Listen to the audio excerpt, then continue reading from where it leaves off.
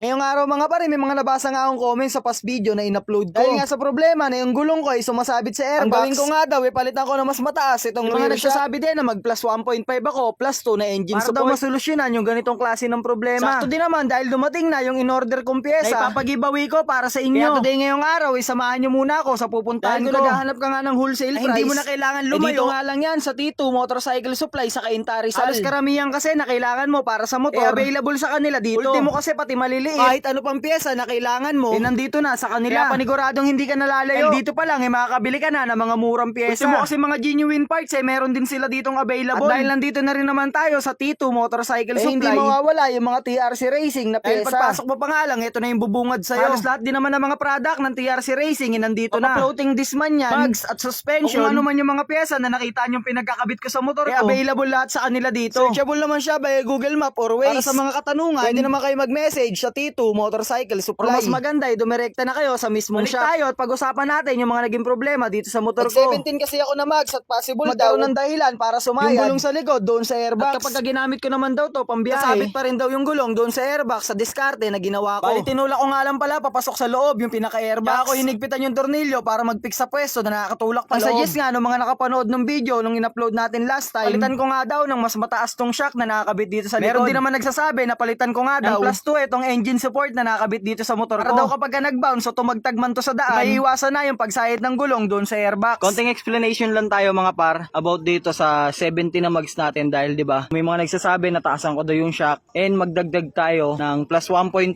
o plus 2 na engine support dito. So ayun ko kung nagigets nyo to or magigets nyo yung sasabihin ko na explanation. So kapag nagtaas tayo ng shock, ang tataas dito ito lang pinaka-chassis. So yung distance na itong gulong tsaka nung airbox is magi-stay pa rin sa ganyang pwesto dahil nga yung pinaka-crankcase na dugtungan niya papunta sa makina, isa lang yung pinagkakapitan ng mags tsaka netong airbox. So mangyayari, tataas lang itong pinakaibabaw na to. So dito naman tayo sa may engine support. Ganun din, pagdating naman din sa engine support, yung pinaka-space netong mags tsaka nung airbox, hindi rin naman siya mag-a-adjust. Dahil ang pinaka-uusog lang dito mga par, yung pinaka-chassis o chassis netong motor na to, ang mag-a-adjust papalayo dito sa pinaka-makina. So mangyayari lang, dadagdagan lang or gaganda lang yung pinakatindig neto, pero hindi siya magkakaroon ng pagbabago dito sa may sa gulong tsaka sa airbox natin. So goods naman yan, na-rides ko naman na ng medyo malapit lang naman, pero nasubukan na natin, hindi naman siya sumayad. Sana na-gets nyo yung mga sinabi ko dito. Pero hindi pa rin naman tayo papayag mga par na hindi natin susubukan mga suggestion na binibigay nyo sa akin. First time lang din kasi talaga natin mag-build ng motor. Yung mga diskarte, inaaral ko pa lang. Yung pagpalit ng mas mataas na rear shock, mas mahabang engine support, isusubukan ko na rin. Ready na nga rin pala mga par yung mga ipamimigay ko na pyesa para sa inyo. Rear shock para sa mga scooter at universal na carbon na side mirror. Hindi lang yan ang mga ipamimigay natin dahil pwede pa yung madagdagan. Sa comment section nga pala yung link mga par. Kaya kung gusto mo na ikaw yung mapili na mabibigyan ng bagong pyesa, click yung link, mag-download at mag-register. Bago ka lang dito, i-click mo lang yung register. Click mo lang yung cellphone number mo, maglagay na sariling password at send para ma-receive yung verification code. At kapag okay na rin naman, i-click mo na lang yung confirm. Dahil nakagawa na nga tayo na account, ipipindutin na lang tong login. Bukod din naman sa'yo dito, napakadaming laro. Pwede mo pagpilian. Dahil gusto ko nga ng easy money, palagi ko nilalaro dito, itong fortune game. Pindutin mo lang yung plus sign na nasa ibaba. Mamimili kung magkano yung gusto mo i-bet kada spin. Dahil naglilibang lang din naman ako dito, ang pinindot ko yung 5 pesos. Sinetap ko na rin siya na naka-auto spin. Kaya ang gagawin mo, ipanonoorin mo na lang. Habang pakunti-kunti, hindi mo na mamalayan na nanalo ka na pala. Kaya kung gusto mo din manalo habang naglilibang, sa comment section lang din naman yung link kung saan mo i-download to. Bukod doon, may chance ka pang manalo o mapili sa mabibigyan ko ng bagong pyesa. Napakadali lang din naman dito mag-cash in. Pindutin mo lang yung plus sign na wallet shop na nasa baba. Makikita mo din naman yung amount kung magkano yung pwedeng i-cash in. Kung nanalo ka na, napakadali lang naman dito mag-cash out. Pindutin mo lang yung withdraw na nasa ibaba. Mamimili kung saan mo gusto i-cash out yung pera mo. Pwede sa GCash o kahit sa Maya. Lagyan mo na lang din naman yung amount na gusto mong i-cash out. Pindutin mo na lang yung withdrawal na nasa ibaba at okay na. Ano lang naman kadali mga par. Mag-download, mag-register, manalo habang naglilibang.